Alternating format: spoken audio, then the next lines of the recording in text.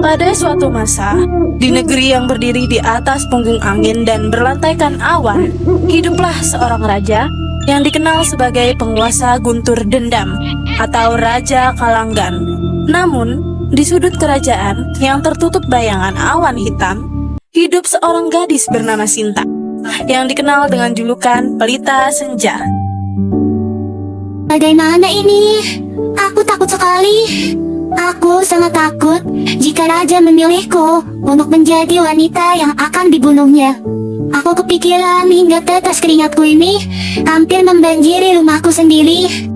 Jangan takut, pasti semuanya akan baik-baik saja. Raja tersebut tidak akan melukaimu. Aku yakin. Sinta pun pergi menemui ayahnya untuk berbicara tentang suatu hal. Ayahku, izinkan aku pergi ke istana itu, di mana malaikat maut tinggal di singgasana emasnya. Aku ingin menjadi nyala lilin kecil yang mengusir kegelapannya, ayah. Anakku, kau hanyalah bunga kecil di taman penuh belati. Bagaimana kau bisa menaklukkan badai dendam itu sendiri?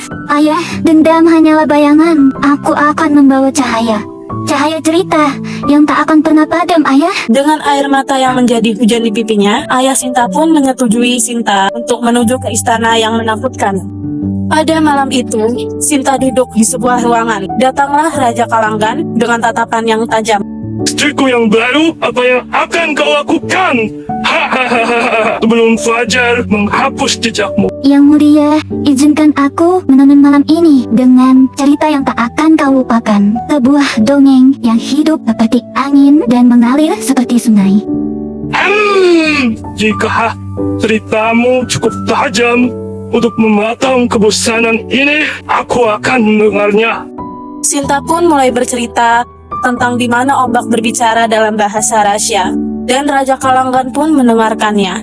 Dan untuk pertama kalinya, malam terasa lalu singkat baginya. Sinta, ceritamu bagaikan madu yang menetes di bibir gurun. Omong-omong, apa kelanjutan ceritanya?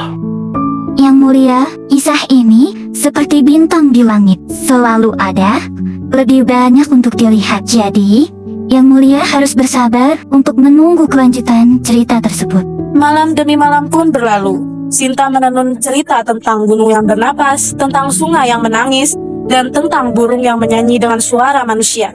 Ceritanya seperti pelangi yang muncul setelah badai, membawa keindahan di tengah hancur. Pada malam ke-30, Raja Kalanggan memandang Sinta dengan mata yang lembut. Sinta, kau bukan hanya seorang wanita. Kau adalah jembatan yang menghubungkan hati yang hancur dengan cahaya kebahagiaan. Aku tak ingin membunuh lagi, Sinta. Yang mulia, dendam adalah awan hitam yang menutupi langit hati.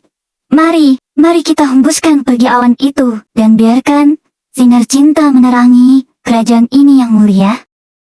Raja Kalanggan pun menangis. Air matanya seperti hujan pertama yang menghapus debu di tanah.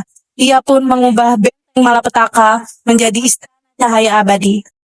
Dengan cerita yang diceritakan Sinta, ia mengubah hati Raja Kalanggan menjadi taman bunga.